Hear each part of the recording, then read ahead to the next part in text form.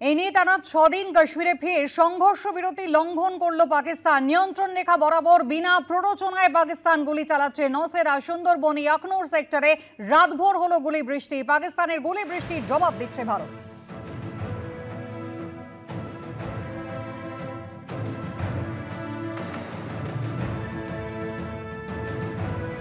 সুকান্ত মুখোপাধ্যায় আমাদের প্রতিনিধি রয়েছেন আমাদের সঙ্গে। সুকান্ত, এক সপ্তাহ কেটে গিয়েছে, কাশ্মীর সীমান্ত এলাকা এখনো অশান্ত হয়ে রয়েছে, কি পরিস্থিতি?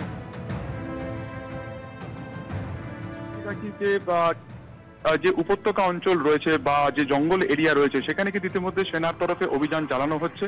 অন্যদিকে এনআইএ ইতিমধ্যে তারা ইনভেস্টিগেশন শুরু করেছে।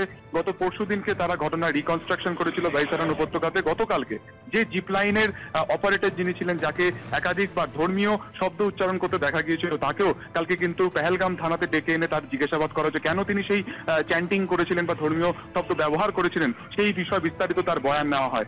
অন্যদিকে জানিয়ে রাখি যে গতকালকে মন্ত্রিসভার যে একেবারে উচ্চ বৈঠক হয়, যেখানে অজিত ডোভাল ছিলেন, যেখানে প্রধানমন্ত্রী নরেন্দ্র মোদী ছিলেন, 3 সেনাপ্রধান ছিলেন, সেখানে নরেন্দ্র মোদী কিন্তু পরিষ্কারভাবে 3 সেনাপ্রধানের ওপরে এই প্রত্যাঘাতের বিষয়টি তাদের উপর ছেড়ে দিয়েছেন। কিভাবে কোন পন্থায় কোথায় প্রত্যাঘাত আনা হবে, পুরো যে ভার বা পুরো যে কন্ট্রোল পুরোপুরি কিন্তু তিনি সেনাবাহিনীকে দিয়েছেন। এবং ঠিক তার আগে থেকে আমরা দুপুর থেকে যেটা দেখেছি যে বর্ডার যে এরিয়া রয়েছে, কুপওয়ারা, সোপোরো, সোপিয়ান, অন্যদিকে উড়ি, কার্গিল, প্রত্যেকটি জায়গায় যা একেবারে পিওকে অর্থাৎ পাক অকুপাইড কাশ্মীরকে একেবারে বর্ডার এরিয়া, প্রত্যেকটা জায়গাতে কিন্তু সেনা মুভমেন্ট ইতিমধ্যে শুরু হয়ে গিয়েছে। সেখানে কিন্তু তৎপরতা শুরু হয়ে গেছে এবং অন্য জায়গা থেকে বা ক্যাম্প থেকে সেখানে কিন্তু সেনাদেরকে তাদের যে মোতায়েন বা তাদের যে ডিপ্লয়মেন্ট তাও কিন্তু শুরু হয়ে গিয়েছে।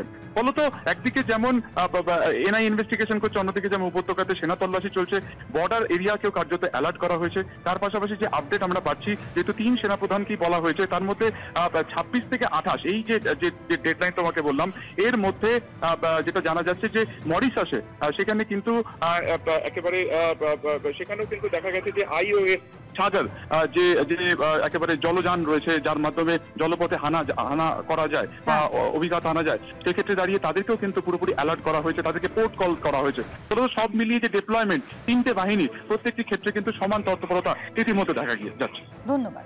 7 দিন পেরিয়ে গিয়েছে আর এই নিয়ে টানা 6 দিন কাশ্মীরে ফের সংঘর্ষ বিরতি লঙ্ঘন পাকিস্তানের। নিয়ন্ত্রণ রেখা বরাবর বিনা প্ররোচনায় গুলি চালাচ্ছে পাকিস্তান।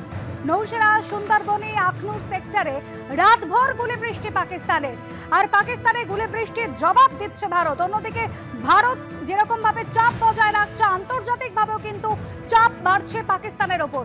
আমাদের দুই প্রতিনিধি এই মুহূর্তে সরাসরি রয়েছেন আমাদের সঙ্গে, সুকান্ত মুখোপাধ্যায় এবং অনির্বাণ বিশ্বাস রয়েছেন নিউজ রুম থেকে। আমি শুরুতেই সুকান্তর কাছে আসবো। সুকান্ত, একেবারে 7 দিন আগে গত মঙ্গলবার যে ঘটনা ঘটেছিল, যেভাবে ভয়াবহ জঙ্গি হামলার ঘটনা ঘটেছিল, তারপর থেকে টানা সংঘর্ষ বিরতি লঙ্ঘন করে যাচ্ছে পাকিস্তান। পাল্টা জবাব ভারতের।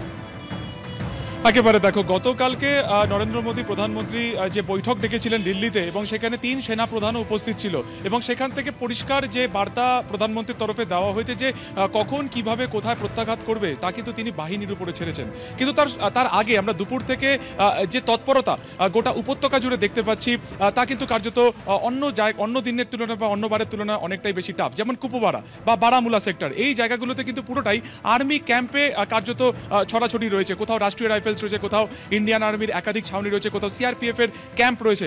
তাদেরকে কিন্তু দেখা গেছে স্পেশাল মহড়া দিতে তারা একেবারে এরিয়া ডমিনেশন করছেন, কখনো তারা জঙ্গলে যাচ্ছেন, অপারেশন করছেন, এবং বেশিরভাগ ক্ষেত্রে তারা কিন্তু শেষে তাদের ডিপ্লয়মেন্ট হয়ে যাচ্ছে একেবারে সীমান্তবর্তী জায়গাতে বা পিওকে বা পাক অধিকৃত কাশ্মীরের কাছাকাছি। যেমন কুপওয়ারা চৌকিওয়াল একেবারে শেষ গ্রাম, গতকালকে আমরা সেখানে গিয়েছিলাম, দেখেছিলাম গ্রামবাসী যারা, তাদের প্রত্যেককে অ্যালার্ট করে দেওয়া হয়েছে গ্রাম ছেড়ে যেতে। কেন না, যখন এই ধরনের সংঘর্ষের পরিস্থিতি তৈরি হয় দু দেশের মধ্যে, তখন যে শেলিং হয়, যখন যে গোলা বর্ষণ হয়, তখন কিন্তু এই গ্রামগুলোর উপর এসে একেবারে সেই শেলিং হয়। ফলত সেই কারণে তাদেরকে আগেই সরিয়ে নিয়ে যাওয়া হয়েছে। অন্যদিকে উড়ি সেক্টর, অন্যদিকে কার্গিল, অর্থাৎ যে জায়গাগুলো একেবারে সীমান্তবর্তী জায়গা, প্রত্যেকটি জায়গাতে কিন্তু বাহিনীর তৎপরতা দেখা গেছে।